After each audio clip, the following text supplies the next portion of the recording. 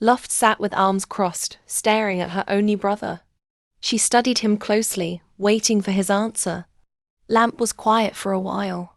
He closed his eyes and touched his face when he started to feel stress, even though it wasn't hard to respond to his sister's question. He was too upset to speak. "Does living like this make you happy, Lamp?" He didn't want to admit that his wife's indifference troubled him more than anything. Air was polite and respectful, but she never showed him special attention.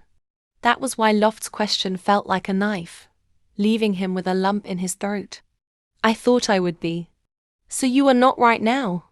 "Yeah." "How long are you going to keep her with you?" "It's not easy to get a divorce." "You can if you want." "But you refuse to."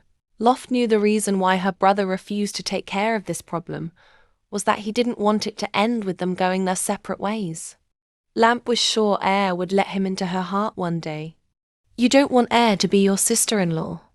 "I don't want to meddle with what's between you and Pia.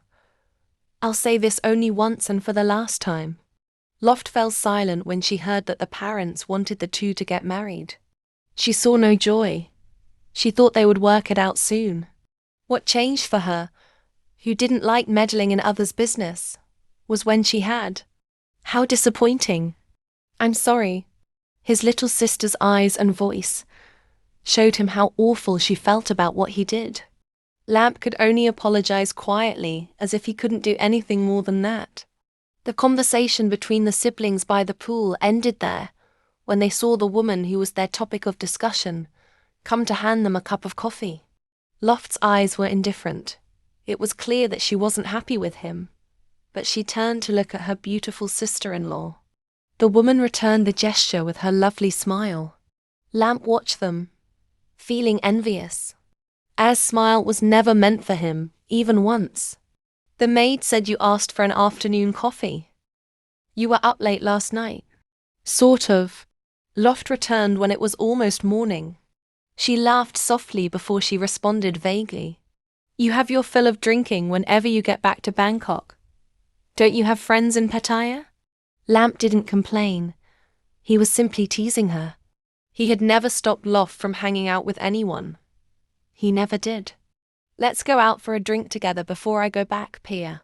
The tall girl invited the woman next to her with a smile. Air agreed immediately. If she didn't have other plans, she would never turn down this girl's invitation. "All right. No bailing out from this, okay?" The girl raised her hand, waiting for Air to clap as a promise. Air complied casually. Lamp watched the two of them get along. He smiled. Loft could no longer stay silent, knowing the pain Air and Pure endured, which hurt her deeply. "Lamp, you love her, and the feelings aren't reciprocated. Then you use those advantages as a means to have her. You still only have her body. Pear is practically a robot at this point." It wasn't often they all got to hang out together like this. Ever since the two of them got married, Loft had been busy with her work at Pattaya. She rarely got to see how melancholy her sister-in-law was. When she was surrounded by her parents, Air was like a robot programmed to smile, to answer, and to only show her graceful side. It was like the woman only brought her body here and left her soul somewhere else. "I don't even have her body."